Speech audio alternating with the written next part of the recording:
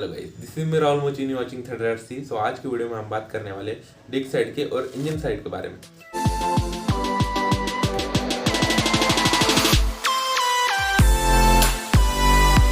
उनके एडवांटेज क्या है और डिसएडवांटेज क्या है।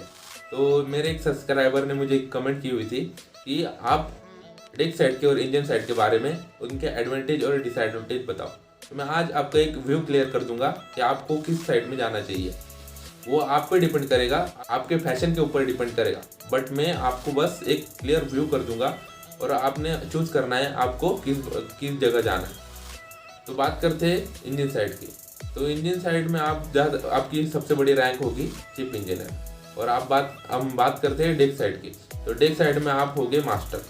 तो आप चीफ इंजीनियर का काम होता है इंजन डिपार्टमेंट को देखना, बट का काम होता है आपके पूरे जहाज को देखना। तो चीफ इंजीनियर की जिम्मेदारी मशीनरी तक सीमित होती है और जो चीफ ऑफिसर होता है उसकी जिम्मेदारी पूरे जहाज पर होती है। तो दोनों का रैंक का डिफरेंस आपने देख लिया। तो बात करते हैं दोनों के डिसएडवांटेज के बारे में। तो इंजन साइड के बारे में और डेक साइड के बारे में का डिसएडवांटेज की मैंने पूरी पर्टिकुलर लिस्ट बना चुका हूँ। तो उसको मैं वन बाय वन आपको एक्सप्लेन करता हूँ। तो इंजन साइड में disadvantage, lack of sleep, night watch keeping. जब आप इंजन साइड में जाओगे तो आपको मशीनरी का मेंटेनेंस करना पड़ेगा। जो ऑब्वियसली बात है कि मशीनरीज है उनका मेंटेनेंस तो करना ही पड़ता है और वो कभी ना कभी खराबी होती है। जब इमरजेंसी सिचुएशन आती है तो आपको आपका खाना पीना सोना सब सेक्रीफाइस कर देना पड़ता है और उसको सुधारने में लग जाना पड़ता है। तो उस टाइम में क्या होता है कि आपकी नींद भी हराम होती है और आपको बहुत ज़्यादा काम भी करना पड़ता है। तो उस टाइम पे आपको हाई वॉच कीपिंग करनी पड़ती है। तो ये एक डिसएडवांटेज हो गया। Boiler suit washing everyday. तो आप कहोगे कि ये कौन सा डिसएडवांटेज बता रहा है। तो इसमें ये होता है दोस्तों कि आपको इंजन की ऑयलिंग ग्रीसिंग मेंटेनेंस सब देखना पड़ता है। तो उस बारे में आपको अनहाइजीनेस फॉलो करनी पड़ती है। आपकी स्किन पे पूरा ऑयल रहेगा और आपके जो बॉयलर सूट है वो भी पूरा ऑयल में भर जाएगा। तो आपको आपका बॉयलर सूट है वो डेली वॉश करना पड़ेगा, नहीं तो फिर आपको हेल्थ इश्यूज भी आ सकते हैं। तो बात करें तीसरे डिसएडवांटेज की, तो high temperature means 50 degree Celsius तक वहाँ पे एक टेम्परेचर होता है इंजन साइड में। एज नो मशीन चल रही है तो वो टेम्परेचर तो बढ़ाएगी। तो 50 डिग्री सेल्सियस तक वहाँ पे टेम्परेचर होता है, उसमें आप पसीना पसीना हो जाओगे और उससे नॉइज भी निकलती है। तो उसका डिसएडवांटेज ये है कि बाद में आप जैसे कि आपकी एज बढ़ती जाएगी आपके कान में उसका इफेक्ट हो सकता है, आपको सुनाई आना कम हो सकता है। उसके बाद में आप बात करें पसीने की, तो आप दिन भर अनहाइजीनेस और आपको स्किन प्रॉब्लम से आ सकते हैं इंजन साइड में। और हम बात करें 50 डिग्री सेल्सियस की, तो अगर हम इसमें और 50 डिग्रीज मिला दें तो ये वाटर का बॉइलिंग पॉइंट ही हो जाता है। तो आप अंदाजा लगा सकते हैं कि इसमें आपको कितनी प्रॉब्लम सहन करनी पड़ेगी।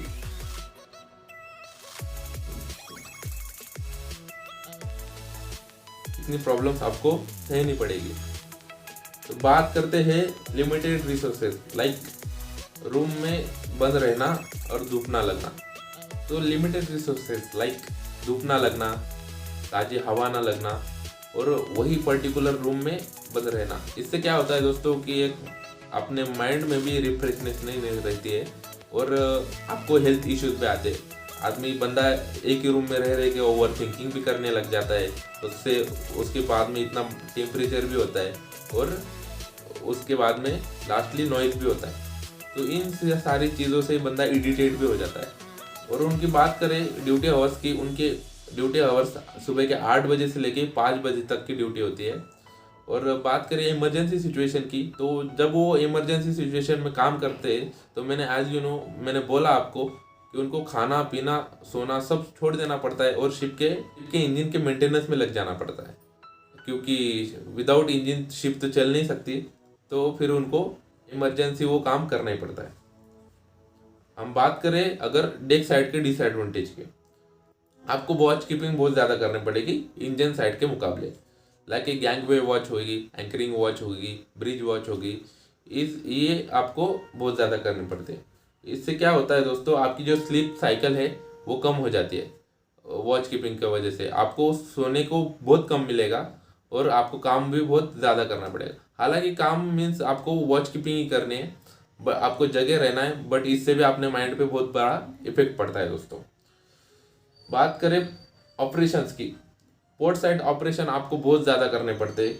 कभी कभी ऐसा होता है कि आपका जहाज लगा हुआ है एक पर्टिकुलर पोर्ट पे 15 से 20 दिन से, तो वहाँ पे कुछ ऑपरेशंस होते हैं। गैंगवे वॉच होता है, उसके बाद में मूरिंग ऑपरेशंस होते हैं, ब्रिज वॉच कीपिंग होती है, कार्गो हैंडलिंग होती है, लोडिंग अनलोडिंग होती है, तब आपको वॉच कीपिंग करनी पड़ती है। सो इसमें आपकी नींद पूरी हराम हो जाती है दोस्तों।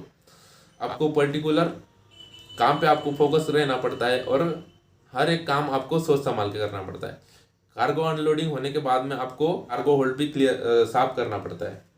अगर बात करते हैं इसकी ड्यूटी के बारे में, तो इसकी ड्यूटी होती है सुबह से 8 बजे से लेके शाम की 6 बजे तक। तो इसमें 1 घंटा ज़्यादा आपको काम करना पड़ेगा as compared to engine side.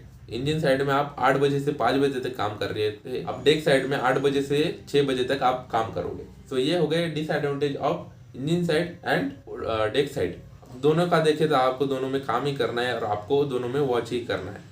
आपको दोनों में, एक में आपको ऑयल से खेलना है, एक में आपको चिपिंग पेंटिंग करना है। तो आपकी मर्जी, आपको जहाँ इंटरेस्ट है आप वहाँ जाए और मेरे चैनल को लाइक शेयर एंड सब्सक्राइब करें।